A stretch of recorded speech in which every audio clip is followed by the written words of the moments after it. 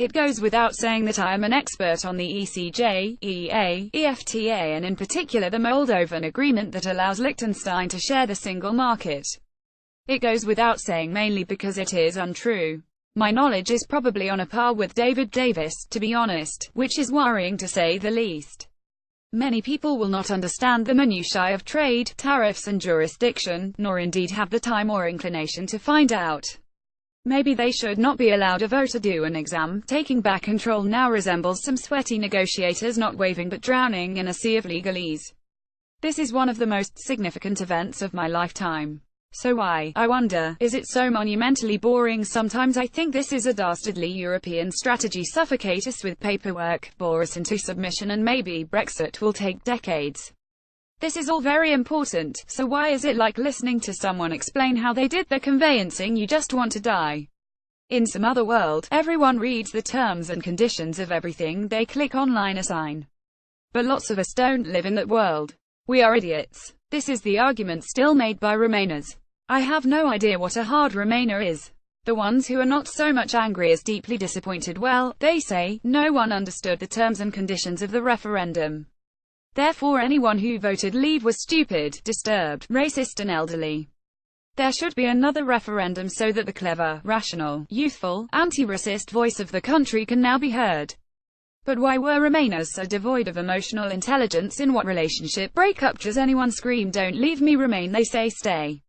Stay has resonance. Remain has no oomph. It is passion. Sure, I voted Remain in the end, but always felt quite Brexity, because voting for the status quo, chivied along by all the main parties, bankers and the entire cultural establishment, made me see why sticking two fingers up was an attractive option.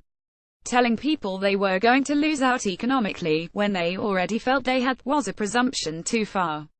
That this was in part an anti-immigration vote, which has led to increased hate crime and racism, that the NHS will suffer as a result, that people who have lived here all their lives now feel under threat, is a result of all this.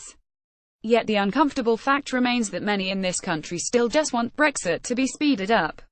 There is still an absolute refusal to see why the vote to leave happened and, therefore, how its effects could be ameliorated. Friends often tell me that they know for sure everyone now regrets it, because a cousin went on holiday and moaned about the exchange rate, or some such.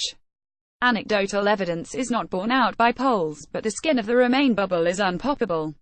Anthony Barnett's brilliant new book The Lure of Greatness sets out some of the reasons for how we got here, from the lack of trust in government engendered by the Iraq War, to the crash.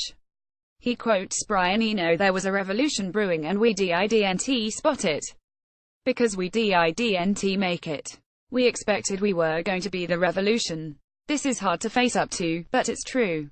Leave was seen as the province of the unsophisticated, the uneducated, the old and those who wanted a cultural change backwards.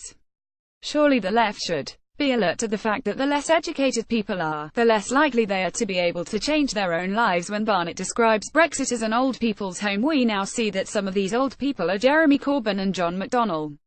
Labour is not offering much of an alternative, unless its fudge is a Machiavellian strategy. It is a mess, quite frankly. I know people who will never vote Labour again, but they sure as hell did not vote Lib Dem when given the chance to oppose leaving the EU. Brexit is a bigger issue at the dinner party than on the doorstep.